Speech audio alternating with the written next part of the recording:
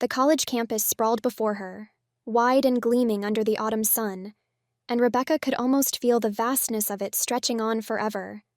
It was her first day, a day that marked 1,000 little beginnings and felt like the world had flung itself open before her, daring her to step inside. She arrived burdened by a life packed into boxes, her entire past stacked haphazardly around her in bags and cardboard crates. She was trying to carry it all at once, struggling down the hallway, weaving between the clusters of students who hurried past with their own loads, each consumed by their own excitement and anxieties. But Rebecca's load was unbalanced, too much weight leaning toward one side, and just as she rounded the corner, the inevitable happened. Her box slipped, her foot caught on the edge of it, and she went flying, landing in an unceremonious heap as her belongings scattered across the floor. "Oh, for heaven's sake," she muttered, flushing as she knelt to collect the scattered books and clothes. She reached for her favorite mug, chipped but treasured, and found a hand already reaching it out to her. "Bit of a rough start, yeah?" said the owner of the hand. She looked up and found herself staring into a pair of bright green eyes framed by tousled blonde hair. His expression was one of effortless charm, and the grin on his face seemed to be born more of amusement than pity. She took the mug, feeling her cheeks warm. "Thanks." He shrugged, still smiling as he looked over the collection of things sprawled across the hallway. "I think you dropped something, or everything." She laughed despite herself, taking his hand as he helped her to her feet. He introduced himself as Felix, a law student with a reputation already forming. Handsome, quick-witted, a bit reckless in all the ways that both infuriated and intrigued people.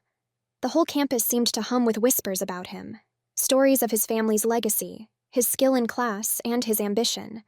But there was another side to Felix, one he let slip almost casually, as if it were a mere hobby. Every Saturday, Felix left the realm of law and textbooks and stepped into the driver's seat of a race car, his hands on the wheel, his heart pounding in time with the roar of the engine. The thought alone made Rebecca's pulse quicken. She wasn't the type to worry, to sit back and tremble over her loved one's choices. She liked to watch him race, to see him push the boundaries, to live on the edge of control. His thrill was her thrill, his speed her exhilaration. From the sidelines she'd watch, cheering as he flew past, a blur of color and sound. And when he returned to her, flushed and alive, she felt something spark inside her.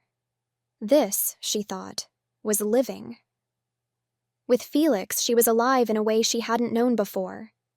That first night in her dorm, after she'd unpacked and wrestled her belongings into place, Rebecca lay on her bed, staring at the ceiling as fragments of the day replayed in her mind. The way Felix had looked at her, the ease with which he'd helped her gather her things, his laughter as he'd handed her the mug. The day had been a whirlwind, and yet it was a quiet, steady happiness that settled over her as she drifted into sleep. But when she opened her eyes, the world had changed. She was 5 years old again, back in a room with small tables and brightly colored chairs, crayons scattered across the surface before her.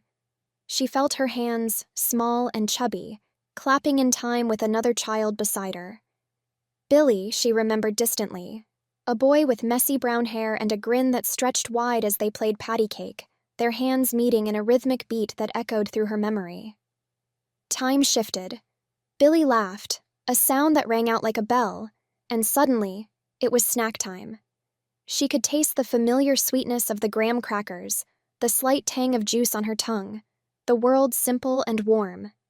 And then came nap time, the comfort of the mat beneath her, the weight of the blanket over her, a quiet security that wrapped around her as she closed her eyes.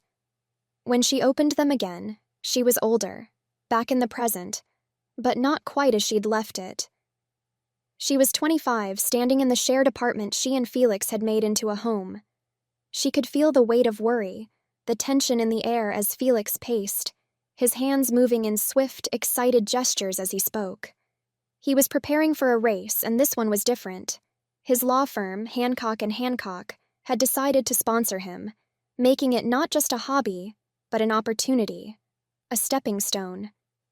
Rebecca watched him, a strange, sinking feeling taking hold of her. She knew this day, She knew it well. This was the day that would end everything.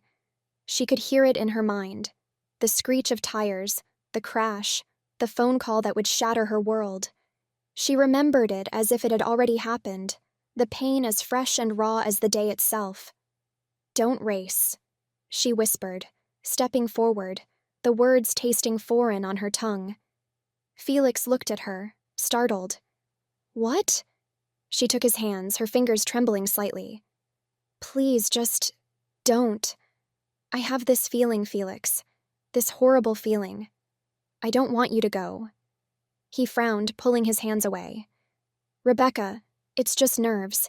This is everything I've worked for. It's just a race." They argued, the words escalating in tension until she could barely recognize her own voice, each word like a blow to the fragile bubble of safety around them. But he didn't go. Felix sat down, defeated, his eyes dark with resentment as he cast her one last look before turning away. That night, she slept fitfully, wrapped in a turmoil of fear and hope, until the quiet of dawn crept into the room. But when she woke, it was another world entirely. She lay in bed, the sheets smooth against her skin, and her hand rested gently on her stomach. She could feel the life growing inside her, the weight of it pressing gently against her hand. Two voices called to her from down the hall, the laughter of children filling the air. Felix was in the next room, packing a suitcase, and she knew he was leaving. A work trip, he'd said, a quick one, but the sight of his face filled her with a strange sorrow. The world felt heavy, layered with memories both familiar and distant, and yet she knew, somehow, that this wasn't right. This life, this reality, it felt like a borrowed story, a path she'd not chosen. In the quiet hours of dawn, with Felix and the children still asleep, Rebecca booked a flight. She traveled back to Thailand, to the temple, her mind buzzing with questions and half-formed answers, a desperation thrumming in her veins. When she arrived, the monks greeted her with solemnity, but concern clouded their eyes when she begged for another session. "You're not well," they told her gently. "It's not safe in your condition." But Rebecca would not be swayed. She waited until night fell, the world cloaked in silence, and slipped into the chamber alone. She let the water rise around her, closing her eyes, sinking into the stillness, her mind slipping away like sand through fingers. And then, darkness. Silence. A soft warmth cradled her, the world a cocoon of sensation and nothingness. She opened her eyes, but she was small again, impossibly small. A baby, a world of blurred colors and muffled sounds swirling around her, everything vast and strange. She couldn't think, couldn't move with any control, only sensed the softness of a blanket, the warmth of hands that held her. She was an infant, innocent, fragile.